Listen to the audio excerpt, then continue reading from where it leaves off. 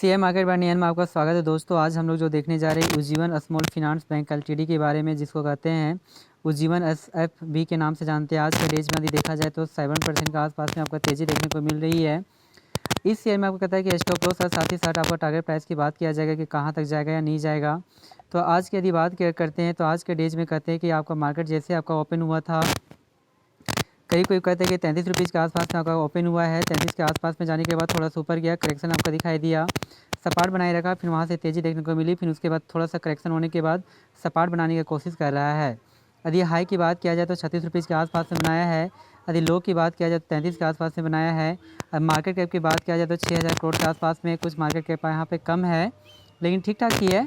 अब P ratio की यदि बात किया जाए तो 6.02 आने की पी रेशियो काफ़ी कम है, आने के काफ़ी कम प्राइस पे यह शेयर आपको मिल रहा है। डिविडेंड यील्ड की बात किया जाए तो 4.17% के आसपास में मिलते हैं, यानी कि कंपनी डिविडेंड भी देती है, यानी कि बहुत अच्छा है। यदि वहीं पे बात किया जाए इसका हम लोग बाउन वीक हाई की, तो बाउन वीक हाई जो बनाया था और 63 रुपीज़, और बाउन वीक लो की बात किया जाए तो 32 रुपीज़ के आसपास में बनाया है।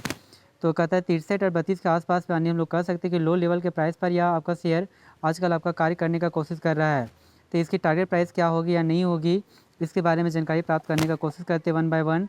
तो सबसे पहले यदि 5 डेज के डेटा को चेक करते हैं तो 5 डेज में जो आपको कहता है रिटर्न जो देखने को मिली है, करीब करीब कहता है कि 12% आपको देखने को मिली है, जिसमें एक समय में यह जो शेयर था करीब करीब 32 के आसपास में आया, फिर 33 के प्राइस को भी जाने का टच किया, पुनः आपको नीचे का गिरावट देखने को मिली और उसके बाद फिर आपको 34 के लेवल को भी टच किया। यहाँ से नीचे क्या करेक्शन दिखाई दिया, सपाट बनाए रखा और फिर ऊपर की ओर तेज़ी बरकरार रहा, यानी कि 36 के आसपास में, फिर उसके बाद गिरावट यहाँ पे देखने को मिली है। यदि वहीं पे कहता है एक मंथ के डेटा को चेक किया जाए तो एक मंथ में जो कहता है कि जो रिटर्न्स देखने को मिली है उसमें आपको नेगेटिव रिटर्न्स देखने को मिली है। माइनस की और एक टाइम में कहता है कि 35 के आसपास में कार्य करता था, 38 के आसपास में गया, उसके बाद यहाँ पे नीचे की करेक्शन देखने को मिली, अब पुनः से यहाँ पे रिकवरी आपको देखने को मिल रही है।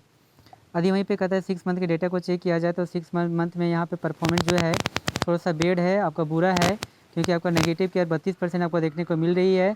एक समय में 52 रुपीज़ के आसपास में कार्य करता था, नीचे गिरावट देखने को मिली, फिर ऊपर गया, और यहाँ से जो गिरावट आपको देखने को मिल रही है, लगातार आपका गिरावट आपको देखने को मिल रही है।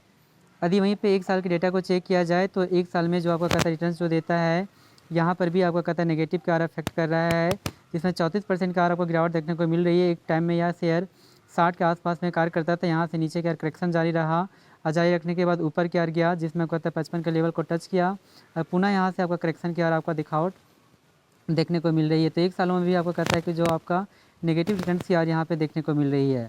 यदि वहीं पे कहते हैं 5 सालों की बात करते हैं तो 5 सालों में जो आपको कहता है कि रिटर्न जो देखने को मिली, यह भी नेगेटिव रिटर्न्स आपको देखने को मिली है।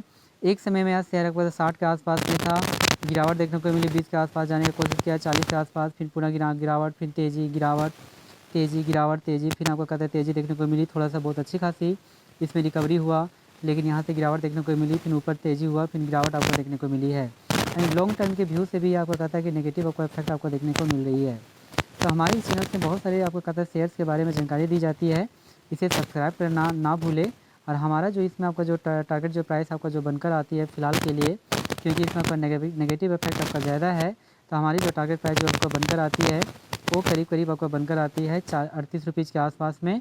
यदि कुछ टाइम के लिए वेट किया जाए तो 38-40 के आसपास में आपको जा सकती है। और वहीं पर यदि स्टॉप लॉस की बात किया जाए तो इस जोन में यदि यहाँ पे देखा जाए 33 के आसपास में, यहाँ जो आपको कहता है कि जो लाइज करता है खासकर 28 रुपीज़ में थोड़ा सा ज़्यादा है। तो हमारा जो यदि देखा जाए तो हमारा जो स्टॉप लॉस की यदि बात करते हैं तो स्टॉप लॉस जो आपका बनकर आता है 28 रुपीज़ के आसपास में बनकर आती है। लेकिन फिर भी इसके 6 मंथ का डेटा को चेक करने से पता चलता है कि इसका स्टॉप लॉस कहाँ तक होगा। तो स्टॉप लॉस की यदि बात किया जाए इधर तो ट्रेड नहीं हो रहा है, लेकिन हाँ स्टॉप लॉस आपका कहता है कि 28 रुपीज़ ही आपको बनकर आता है। जी हाँ दोस्तों, हमारे चैनल को सब्सक्राइब करें। Thank you very much.